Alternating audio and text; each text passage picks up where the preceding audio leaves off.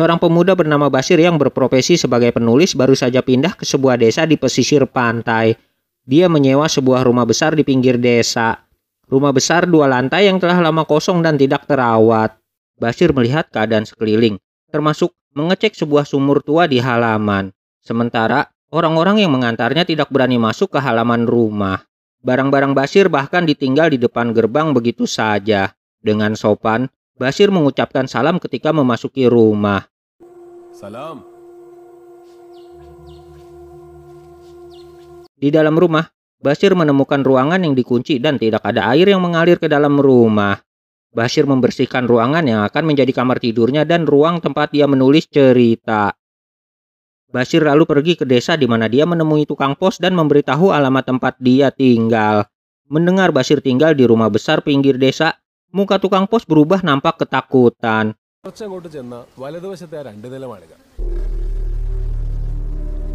Bashir juga pergi ke warteg di desa dan berniat untuk berlangganan di mana untuk makan siang dan malam diantar ke rumah. Namun, mendengar di mana Bashir tinggal, para penjaga warteg nampak ketakutan dan keberatan akan permintaan Bashir.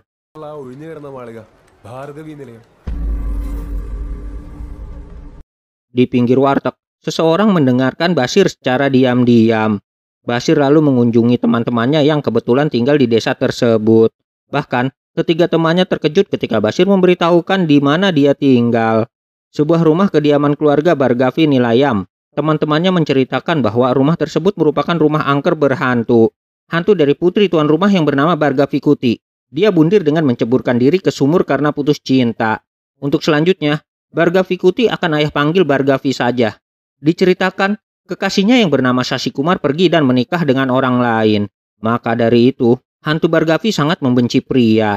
Teman-temannya menyarankan Bashir untuk tinggal bersama mereka. Namun, Bashir tetap akan tinggal di rumah Bargavi karena sudah membayar uang sewa untuk 2 bulan ke depan.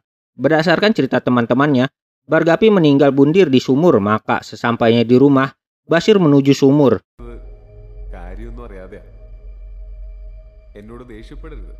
Dia meminta maaf bahwa tadi siang sudah melempar batu ke dalam sumur karena tidak tahu akan cerita di sumur tersebut. Dia memohon kepada Bargavi agar tidak mengganggunya di rumah ini. Beberapa hewan sempat mengagetkannya.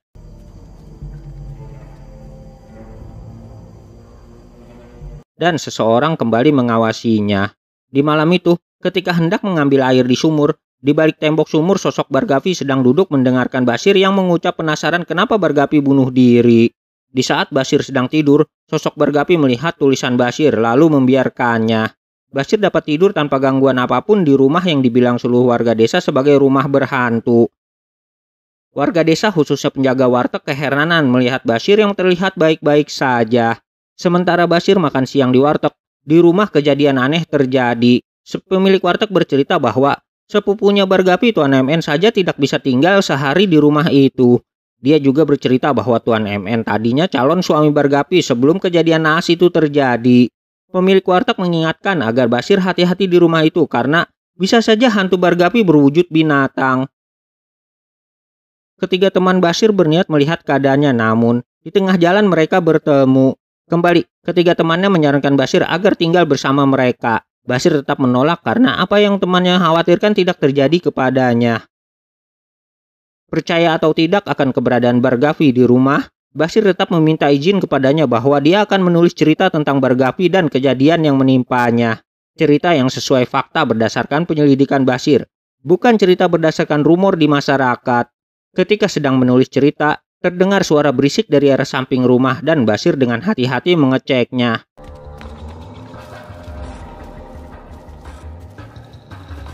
Ada sebatang bambu yang digunakan seseorang untuk mengambil sebuah koper di ruangan yang dulunya digunakan Bargavi sebagai kamarnya. Lalu, Bashir ke kamar tersebut dan mengecek koper yang terkunci itu. Dia mengamati sekeliling kamar yang jendelanya mengarah ke rumah tetangga.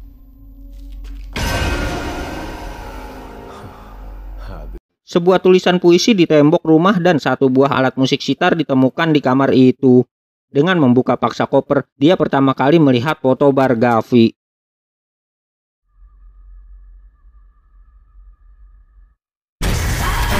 Singkat waktu, pada suatu malam, seseorang datang dan dibuat kaget dengan sosok wanita bergaun putih yang sedang duduk termenung. Basir yang terbangun karena teriakannya lalu mengecek dan di depan seseorang sedang ketakutan. Dia adalah Parikani yang sedang mencari pekerjaan. Basir menerimanya sebagai pengurus rumah, tapi sebelum itu dia kembali meminta izin kepada Bargavi agar tidak mengganggunya. Seluruh rumah dan halaman dibersihkan. Pada momen itu Parikani belum tahu bahwa wanita yang ditemuinya semalam adalah hantu. Dia mengira wanita itu adalah istri dari Basir. Parikani sempat diserang orang misterius di luar pagar.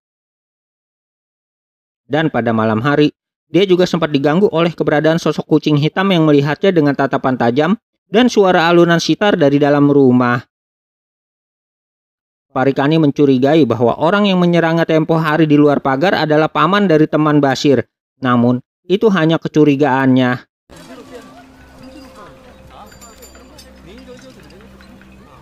Basir dan Parikani membersihkan sumur dari tanaman yang mengelilingi dinding sumur. Basir yang menuruni sumur sementara Parikani memegang tali pengikat tubuh Basir. Namun, Parikani tidak sengaja melepas tali dan membuat Basir terjatuh ke dalam sumur.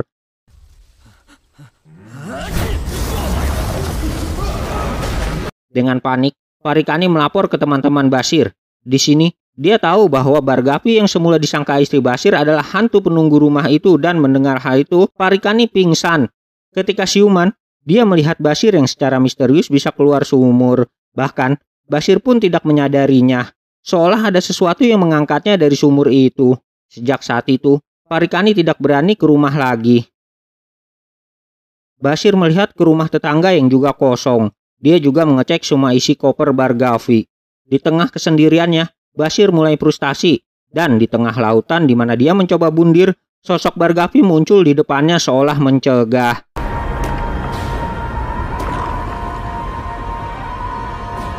Pada suatu malam, dari kejauhan Basir melihat kembali sosok Bargavi yang sedang berayun.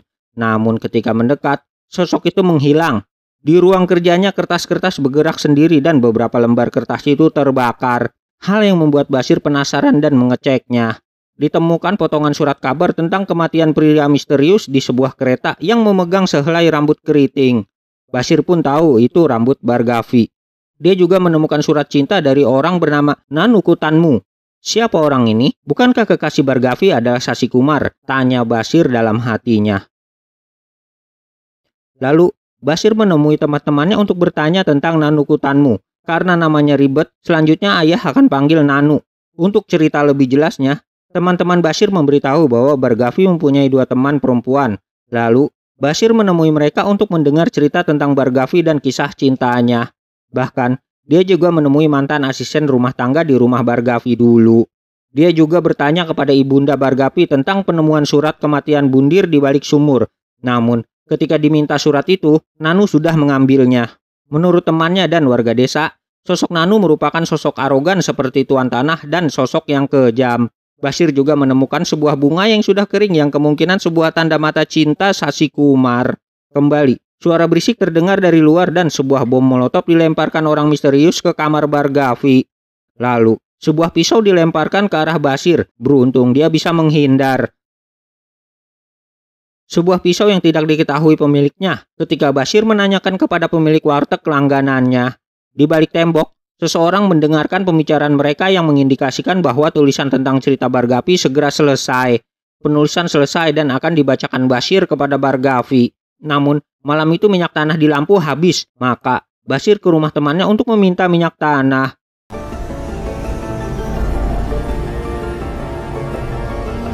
Ketika sampai di rumah, Basir terkejut cahaya biru menerangi rumah dan ketika menuju kamar, dia tahu itu adalah bantuan dari Bargavi untuknya agar cepat menyelesaikan tulisannya. Dan ketika Basir mulai membaca tulisannya di pinggir sumur,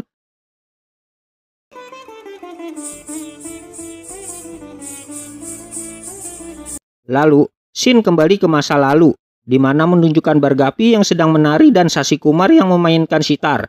Namun, tidak dalam satu ruangan, melainkan rumah yang berbeda tapi bersebelahan. Sasi Kumar dan Bargavi kebetulan bertetangga. Hanya tembok taman yang memisahkan mereka. Bargavi dan teman-temannya menemui Sasi Kumar untuk memainkan musik di kampus mereka sementara Bargavi menari.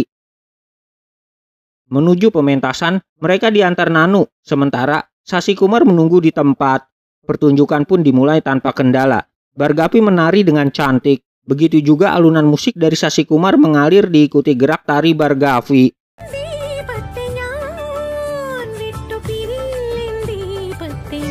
Di tengah pementasan, nampak beberapa pemuda kagum akan kecantikan Bhargavi. Hal yang membuat Nanu tidak menyukainya.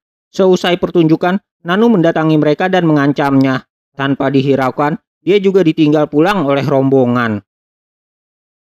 Pada saat pulang selesai pentas ketika jamuan makan, Bhargavi tidak sengaja terjatuh dan terluka di jarinya.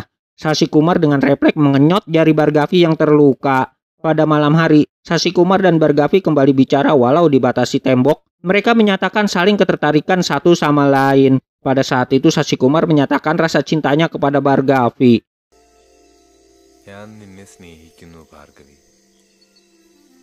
Hubungan mereka menjadi semakin dekat setiap harinya.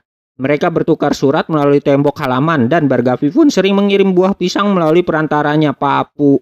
Shashi juga memberikan bunga merah kepada Bhargavi yang disimpannya.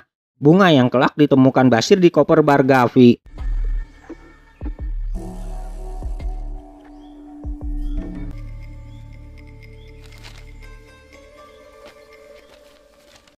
Ketika berkunjung ke rumah Bhargavi, Nanu mengetahui fakta bahwa Bhargavi berkirim surat dengan Shashi Kumar melalui tembok halaman.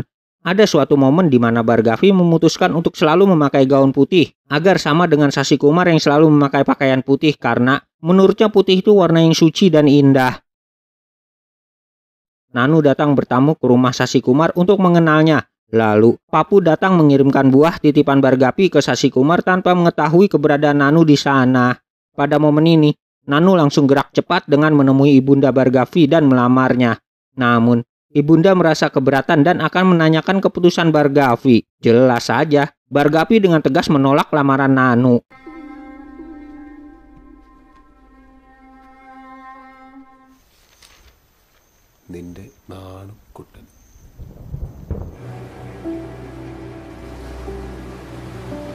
Singkat waktu, Nanu diam-diam masuk ke kamar Bhargavi dan mengirimkan surat cintanya. Sebuah surat yang kelak juga ditemukan Bashir di koper Bhargavi.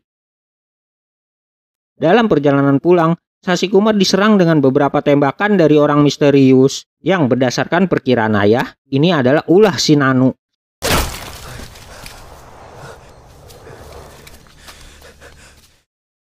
Dan karena merasa kondisi tidak aman di tempatnya, maka Shashi Kumar memutuskan untuk pergi ke daerah Lucknow sampai kondisi aman. Dia pun berpisah dengan Bhargavi dan di sisi lain Nanu mendengarkannya.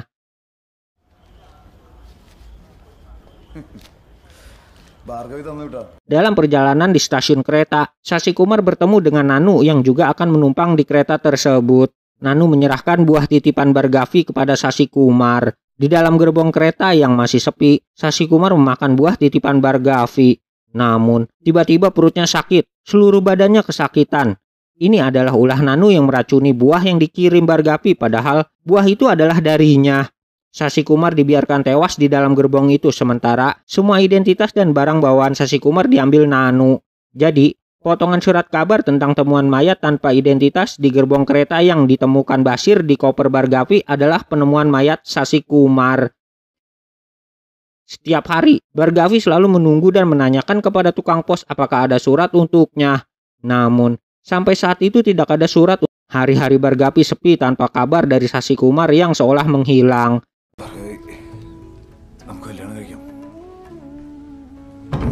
Kembali, Nanu membujuk Bhargavi untuk menikah dengannya, dan kembali juga Bhargavi menolaknya.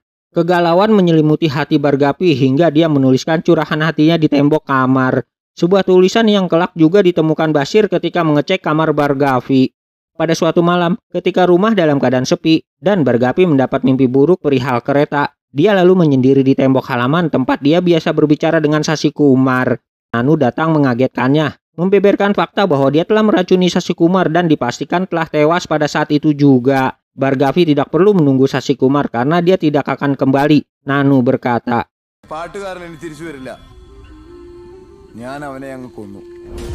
mendengar hal itu, Bhargavi sangat sedih, terkulai lemas, kekasihnya telah meninggal.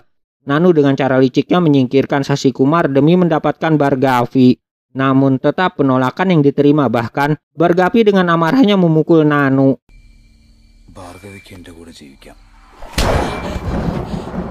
Baiklah, kalau aku tidak mendapatkanmu, maka orang lain juga tidak bisa, pikir Nanu.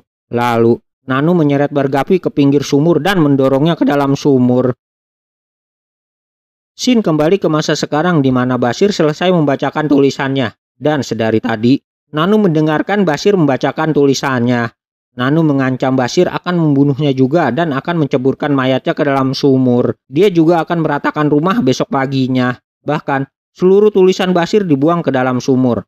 Ada kesalahan dalam cerita Bashir bahwa Sasikumar memang diracun oleh Nanu. Namun, dia tidak mati diracun melainkan dicekik untuk memastikan kematiannya. Nanu lalu mengeluarkan pisaunya. Pisau yang sama dengan pisau yang menyerang Bashir tempo hari. Perkelahian tidak terhindarkan. Nanu menyerang Bashir demi menutupi kelakuannya di masa lalu agar tidak diketahui masyarakat.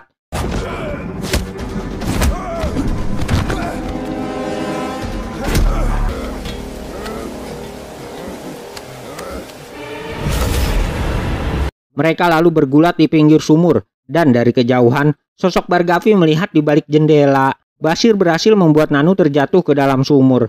Namun, ketika ingin menolongnya dengan tali, di dalam sumur sosok Bargavi menarik Nanu ke dalam air yang membuatnya tewas saat itu. Kini semua dendam Bargavi telah terbayarkan. Jiwanya dapat beristirahat dengan tenang. Lalu, cahaya biru muncul dari dalam sumur dan menerbangkan keluar sumur naskah tulisan Bashir yang semula dibuang Nanu.